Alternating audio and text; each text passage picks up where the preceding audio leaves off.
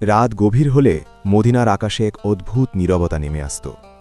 বাতাস ধীরে ধীরে বয়ে যেত খেজুর বাগানের ফাঁক দিয়ে, আর সেই নীরবতার ভেতর কখনো কখনো শোনা যেত এক মানুষের মৃদু কণ্ঠ, দুরুদ শরীফের সুরেলা উচ্চারণ। তিনি জানতেন না তার এই নীরব আমল একদিন ইতিহাসের অংশ হয়ে যাবে, কিন্তু তিনি বিশ্বাস করতেন সেই বাণীতে, যেখানে রাসূলুল্লাহ সাল্লাল্লাহু আলাইহি ওয়াসাল্লাম বলেছেন, যেই ব্যক্তি আমার উপর একবার দুরুদ পাঠ করে আল্লাহ তার উপর 10 বার রহমত বর্ষণ করেন। সাহি মুসলিম 408। মদিনার সেই মানুষটির নাম ছিল উবাই ইবনি কাব রাদিয়াল্লাহু আনহু। তিনি ছিলেন কুরআনের হাফিজদের মধ্যে অন্যতম, ওহী লেখকদের একজন এবং রাসূলুল্লাহ সাল্লাল্লাহু আলাইহি ওয়াসাল্লামের ঘনিষ্ঠ সাহাবী। কিন্তু তার জীবনের এক বিশেষ ঘটনা দুরুদের মর্যাদা সম্পর্কে এমন শিক্ষা দেয় যা যুগে যুগে মুসলিমদের অনুপ্রাণিত করেছে। উবাই রাদিয়াল্লাহু আনহু ছিলেন খুবই ইবাদতগুজার। তিনি প্রায়ই রাসূল সাল্লাল্লাহু আলাইহি ওয়াসাল্লামের কাছে এসে জিজ্ঞেস করতেন কিভাবে আল্লাহর নৈকট্য অর্জন করা যায়। একদিন তিনি প্রশ্ন করলেন, ইয়া রাসূলাল্লাহ, আমি আপনার উপর অনেক দুরুদ পাঠ করি, আমি আমার দোয়ার কতটুকু অংশ আপনার জন্য দুরুদে ব্যয় করব? রাসূল সাল্লাল্লাহু আলাইহি ওয়াসাল্লাম বললেন, যতটুকু ইচ্ছা। উবাই রাদিয়াল্লাহু আনহু বললেন, 1/4? তিনি বললেন, যদি চাও তবে বাড়ালে তোমার জন্য ভালো। উবাই রাদিয়াল্লাহু আনহু আবার বললেন, অর্ধেক?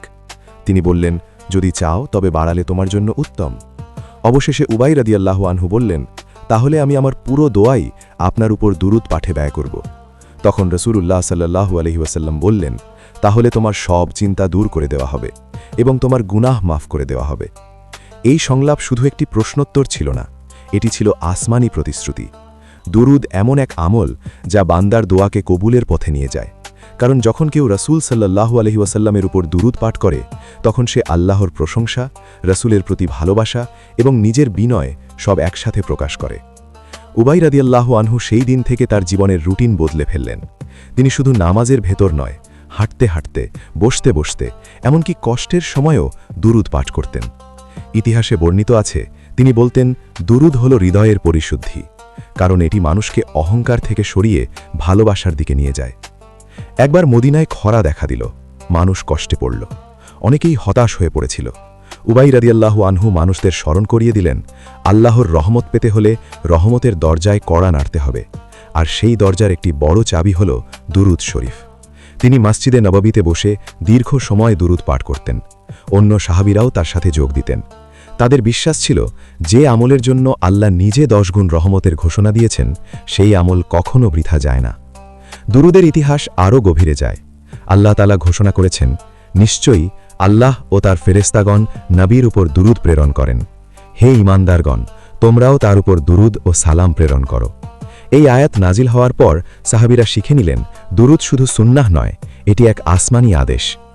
উবাই রাদিয়াল্লাহু আনহুর জীবনের শেষ ভাগে লোকেরা লক্ষ্য করত তার চেহারায় এক অদ্ভুত প্রশান্তি। তিনি বলতেন, আমি এমন একটি আমল পেয়েছি যা অল্প হলেও ফল বিশাল। যখন কেউ তাকে জিজ্ঞেস করত রহস্য কি, তিনি মৃদু হেসে বলতেন, রাসূলের উপর দুরুদ পাঠ করো, দেখবে তোমার অন্তর বদলে যাবে। তার জীবনের এই শিক্ষা শুধু তার সময়েই সীমাবদ্ধ ছিল না, পরবর্তী তাবেঈনরাও দুরুদের গুরুত্বকে হৃদয়ে ধারণ করেছিলেন। ইমাম শাফিঈ রাহিমাহুল্লাহ একবার মক্কায় বলেছিলেন, আমি যখনই কোনো দোয়া করি তার আগে ও পরে দুরুদ পাঠ করি, কারণ আমি জানি দুরুদ কবুল হয়, আর আল্লাহ মাঝখানের দোয়াকে প্রত্যাখ্যান করেন না। দুরুদ এমন এক সেতু যা বান্দাকে নবীর ভালোবাসার সাথে যুক্ত করে, আর নবীর ভালোবাসা বান্দাকে আল্লাহর রহমতের কাছে পৌঁছে দেয়। ইতিহাস সাক্ষী, যারা দুরুদকে অভ্যাস বানিয়েছে তাদের জীবনে প্রশান্তি এসেছে। হয়তো বাহ্যিক কষ্ট থেকেছে, কিন্তু অন্তরের আলো নিভে যায়নি। মদিনার সেই রাতগুলোর মতো আজও পৃথিবীর নানা প্রান্তে মানুষ দুরুদ পাঠ করে, কেউ অশ্রুসিক্ত চোখে, কেউ নির্জন সেজদায়, কেউ ব্যস্ততার ফাঁকে। তারা সবাই একই প্রতিশ্রুতির আশায়, একবার দুরুদ আর 10 বার রহমত। হয়তো আমরা জানি না আমাদের জীবনের কোন মুহূর্তে সেই রহমত নেমে আসে, কিন্তু ইতিহাসের মানুষরা আমাদের শিখিয়ে গেছে, দুরুদ শুধু উচ্চারণ নয়, এটি ভালোবাসার ঘোষণা। আর যে হৃদয়ে ভালোবাসা দিয়ে দুরুদ পাঠ করে, সে কখনো একা থাকে না।